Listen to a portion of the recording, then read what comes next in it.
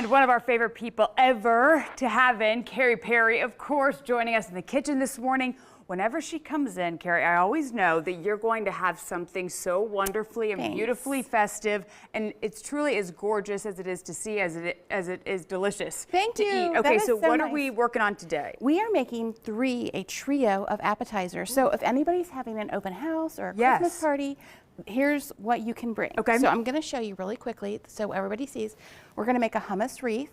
That's so pretty. Super fast. Love that. And you know, I like that. I like that the hummus is kind of the base of it. What I didn't get into were the butter boards. Remember that was a couple years ago? Right. I like the hummus though to kind of solidify everything. So we just took a regular plate here. Yep. And we put a smaller little bowl in the center, and that keeps the center really clean and nice. Smart. Then we're gonna top it. So if you want to sprinkle on some olives, I'm putting some radishes on. Okay. But that's all we do. So little black olives, radishes, a little cucumbers? Kalamata olives. Okay. And then a little bit of cherry tomatoes. Love that. It comes together like so quickly. Yeah, a little bit of and look at that. Fresh parsley here. And again, it's so light too. I know especially around this time of year, there's going to be a lot of those kind of heavier side dishes. This allows it to kind of, you know, you can munch on it for a little bit without getting incredibly full. We take the little center out, and then if you're interested, you can make, by using like a peeler, you can make long strands of cucumber and make a cute little bow at the top. Like you can see that one there. Oh my God, you do everything to perfection, I swear. So this is another super cute. I'm so excited about this. So love this one. Little Christmas trees. If you buy the brand here, it's called Laughing Cow. It comes already cut in little wedges, so you're halfway there. The hardest part, honestly, is unwrapping them. Just because you have to unwrap them. That's true. They can be kind of messy sometimes. So here I have some pistachios, some dried cranberries, and some herbs. You can select whatever herbs you like. Yeah. And then you just take your little triangle and you tap it.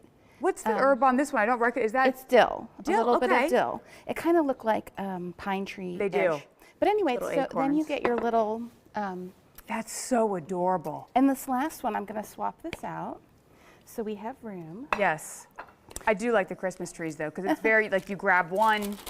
You can grab one, and it's not messy. You already made it. So over here, we have a goat cheese log, some crushed up pistachios, and then using a piece of parchment paper, we're gonna just roll it and like press down so it adheres.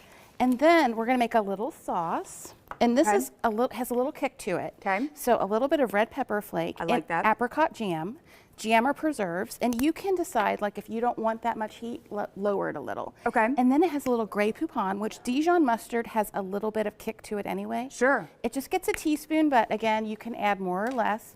We just give that a quick stir. I like that. And I like, too, the heat of it, because that's the good thing about goat cheese is it kind of will blend with whatever flavors you want to put onto it. Jam and cheese is a really great combination. Yes. So what we've done here is we just laid gorgeous. Like a bed of the jam. Yeah. And then our log went on top, and then we sprinkle the top with some extra pistachios that you have left over. And you kind of have all of those different, you have the crunch from the pistachios, obviously you have the creaminess of the goat cheese, and then the tang of the sauce. You can make this ahead. So you can make it ahead, you can put put it all together, put it in the refrigerator, and then pull it out right before. And the other beautiful part about this is if you like this as a hot appetizer, you can put this in a little casserole dish, same concept, but instead of making a log, slice the cheese into like little discs, put it on top, and let it get warm and bubbly in the oven, and then you can just pull it out and then have a warm. Exactly. And I love that too, because like you said, you can kind of prep it beforehand. And Kerri Perry, I know you're going to be here for the next hour. What are we doing, or what are you doing with Dan for the next hour? We are making, I'm so excited. Oh my gosh, it's so good. We are going to be making meringues, holiday meringues that look like Santa hats. Cute. And you can dress up a dessert that's homemade or store-bought.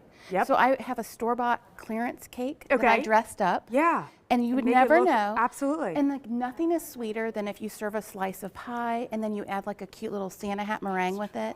It just kind of like, it's a light. I swear, I wish that my mind worked like yours, because everything you do, it's done with love, and it just turns out beautifully. Kerri Perry, and where can they find your recipes too? Blue Ribbon Favorites on Facebook and Instagram. There's a link to a blog where they all are, and like later on Fox 19, you'll be able to get all these recipes. Love it, love it. All right, Kerri Perry.